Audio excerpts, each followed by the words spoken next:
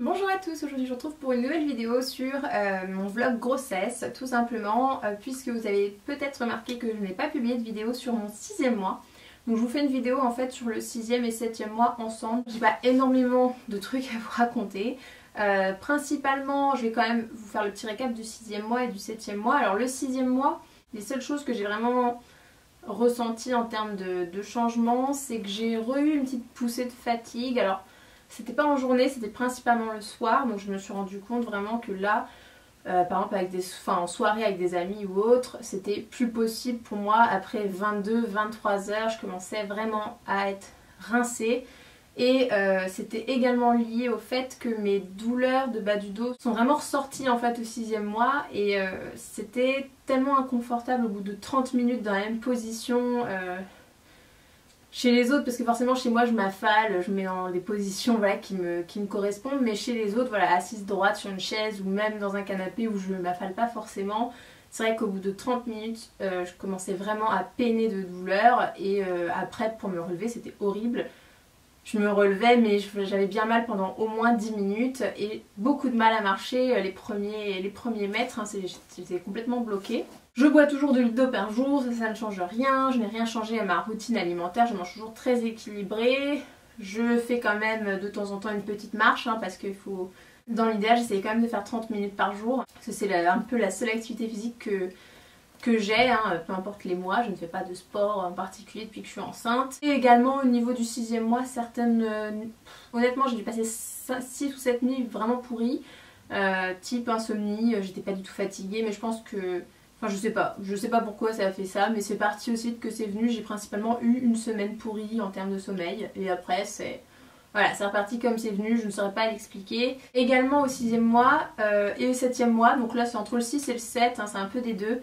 J'ai eu pour la première fois des douleurs ligamentaires vraiment fortes. J'en ai eu au tout début, vraiment dans mon premier mois de grossesse, mais c'était très léger, c'était vraiment... C'était pas agréable, mais je pouvais totalement voilà, passer une soirée avec des gens et avoir mal en même temps. Et, bon, voilà, il n'y avait pas de problème. Là, c'est vraiment...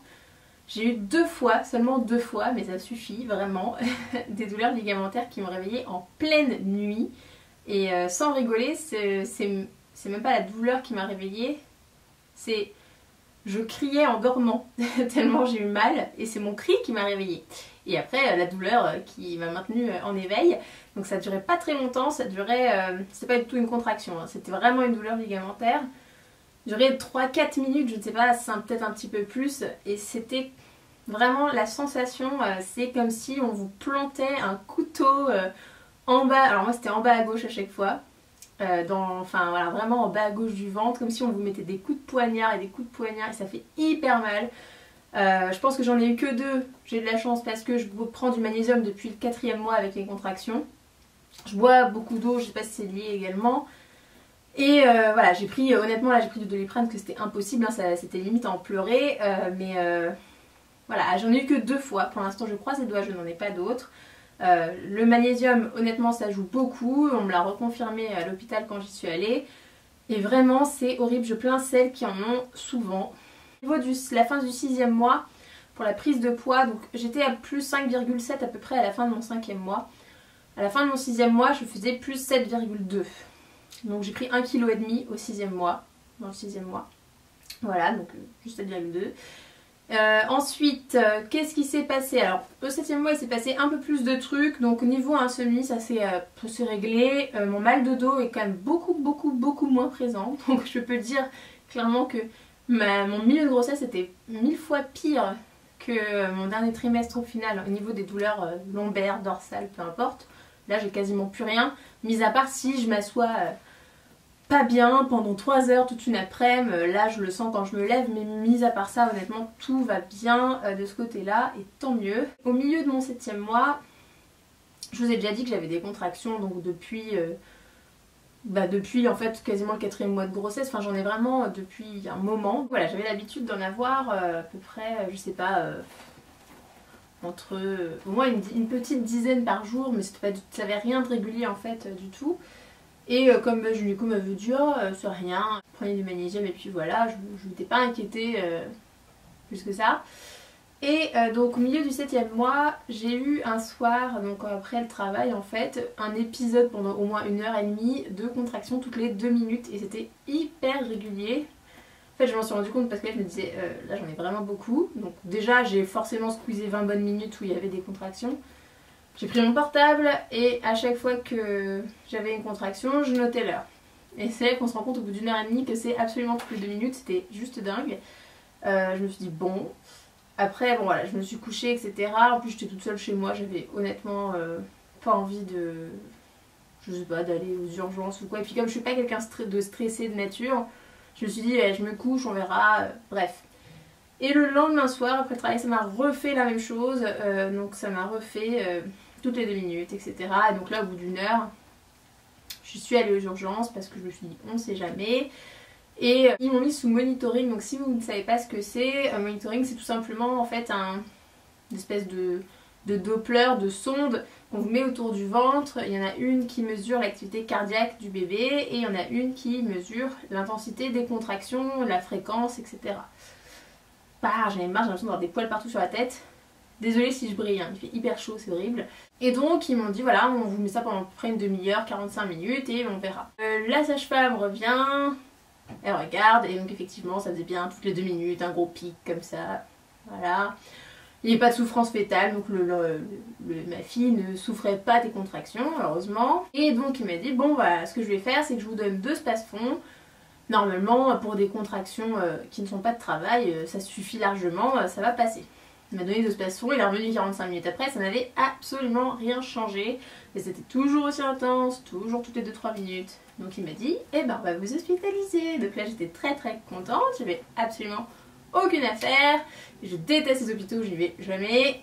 Et donc bref, ils m'ont fait une perfusion, le truc que je déteste encore plus, de Tractocil je crois. C'est un produit en fait qui est perfusé pendant 24 heures. 24 heures quasiment. Et qui a pour but de faire stopper les contractions. Donc ils m'ont mis ça, j'ai passé une nuit bien pourrie, j'avais un bleu comme ça pendant 3 semaines. Et donc les contractions se sont arrêtées. Il y en avait une ou deux beaucoup moins fortes par heure quand même. C'était pas du tout du zéro, hein. Il y avait toujours une ou deux qui arrivaient à passer. Mais globalement voilà, ça avait quand même stoppé à peu près le truc. Et c'est surtout qu'ils ont étudié mon col et que bref, ça n'a pas eu d'effet. Donc c'est à dire que je n'étais pas du tout en... Enfin pas du tout. Elle m'a dit on peut jamais savoir à l'avance, mais sur le coup, celle-là n'avait pas eu d'effet, donc j'étais pas du tout sur le point d'accoucher quoi. Du coup ils m'ont dit bon bah vous rentrez chez vous, mais par contre vous arrêtez de travailler, je ne suis pas alitée, ouf, je ne suis pas alitée, pourquoi? Parce que les 2 épisodes que j'ai eu n'ont pas eu d'effet sur mon col n'a pas raccourci, mon col n'a pas bougé.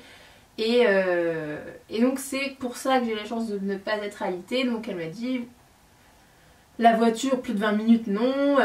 Vous faites pas 6 km de marche par jour. Donc j'ai le droit quand même d'aller chercher mon pain, de prendre 10 minutes la voiture. Mais j'ai pas le droit de faire plus que ça. Et surtout, mon travail, comme je suis assise toute la journée, elle m'a dit c'est niette. Parce que être assise toute la journée, le bébé, il fait encore plus pression sur le col. Enfin, c'est pas une bonne position du tout. Et en plus, je commence à plus pouvoir respirer assise avec mon utérus qui remonte. Donc bref, voilà, donc je suis arrêtée depuis le milieu de mon 7e mois. J'avais pas prévu du tout, hein, parce que j'avais plutôt la pêche, mis à part ça. Et voilà ce qui s'est passé, donc pour l'instant tout va très bien, il n'y a pas de soucis. Donc bon, la fin de mon 7e mois s'est très bien déroulée, j'étais à la maison, là je me suis un petit peu fait chier. Et je vous ai fait quelques vidéos, heureusement pour passer le temps. 7e mois, sinon mes fatigues sont parties. Donc je peux toujours pas faire la fête jusqu'à 2h du mat, hein, mais c'est quand même parti. Comme je vous ai dit, mes douleurs dorsales, c'est essentiellement parti également. Pas c'est tout, hein, globalement c'est tout. Mon 7e mois c'est quand même plutôt vraiment bien passé. Et au niveau du poids, j'ai terminé mon 7e mois à plus 8 kg 2. Donc j'ai pris 1 kg au 7e mois. Pas spécial, enfin 7e mois de grossesse, pas de rétention d'eau, pas du tout de reflux gastrique, de brûlure d'estomac, de choses comme ça. Pas de crampes.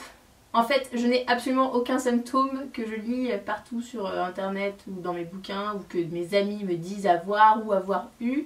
Je n'ai rien du tout au 7e mois de grossesse.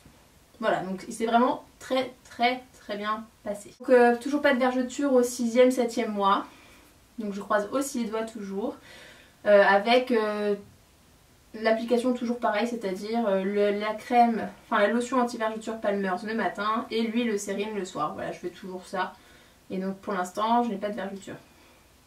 Pour l'instant. Je vous montre mon ventre parce que là j'ai terminé mon 7e mois il y a 4-5 jours, donc ça va. Hein. On est encore sur une... C'est encore raisonnable. Donc voici mon ventre.